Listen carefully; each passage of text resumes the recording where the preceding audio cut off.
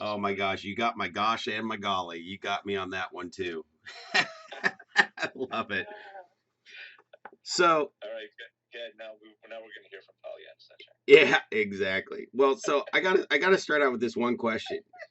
Do you remember that guy that gave up? Neither does anyone else. Nope. I love that. That's exactly right. I post that every now and again. I'm like, remember the guy that gave up? Yeah. Neither does anybody else. I love it.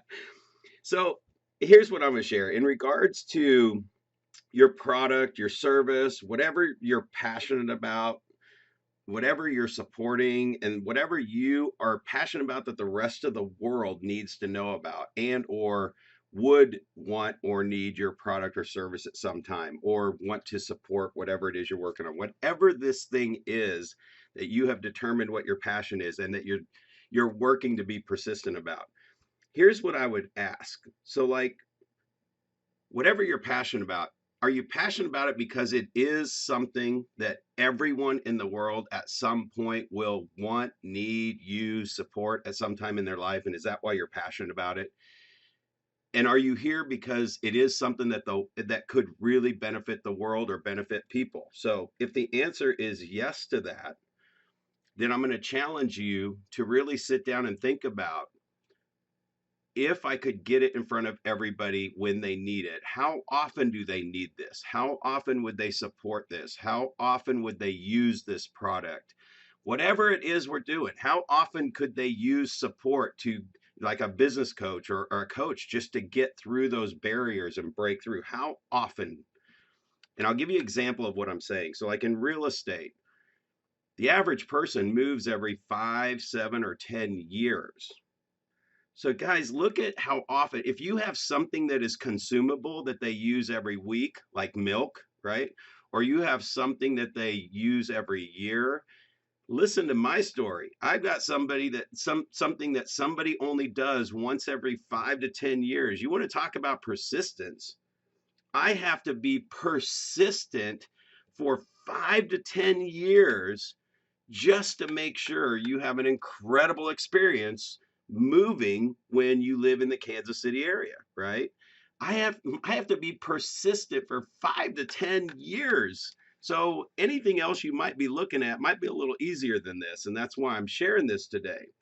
So again, I share all the systems that I kind of do in the morning, and it is usually the mundane, just staying in touch, keeping in front of people so that they don't forget that they have this opportunity to have an amazing, fun experience buying real estate because it can be a pretty scary and a very frustrating and a very maddening situation. In fact, especially if you lose a house that you love because there were multiple offers and you chose the wrong person to help you get through that. Not that the right person always gets you through that situation, but they do make sure that more people don't. So I would just say if it's staying in touch with people to keep your information in front of someone, then set up a system to remind you to stay in touch with them. My system is a 10-year follow up system. And I'm not talking about call somebody once every 5 years. I'm talking about calling people multiple times a year throughout the year for the next 10 years. That's the only way I can stay top of mind. So those systems on the front end that I share in here a lot are what help me do that. And I just wanted to put in perspective to really take away from this. Sit down and look at how often somebody would use your product or service and or support it, and every single person that you know would really benefit from it. Man, you got to be persistent on staying in front of them. Don't let them settle for not having you involved in their life or to make their lives easier, because they will be there eventually, and that helps. So this is my cautionary filter that I live with. And I literally just had to share this with my son-in-law yesterday because he's dealing with some stuff, and I just love this guy, and want to pull him through the stuff he's working with.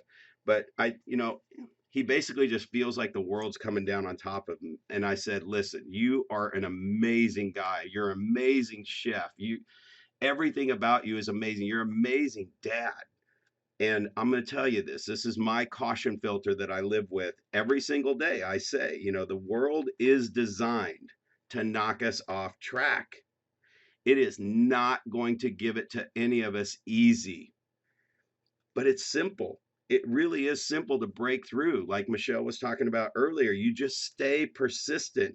Even when it's trying to knock you off track, you just keep moving forward, because it's going to be easier to not do it than it is going to be to do it. So, all right, remember, there's some good breakfast in front of us here now. I just did like the prayer or whatever, where everybody's got to calm down, be quiet, be serious, and now we're gonna eat. All right, so that's my share for this morning. Well, it sounds like I'm gonna have to put down the bread knife and go for the serrated knife because man, there's a lot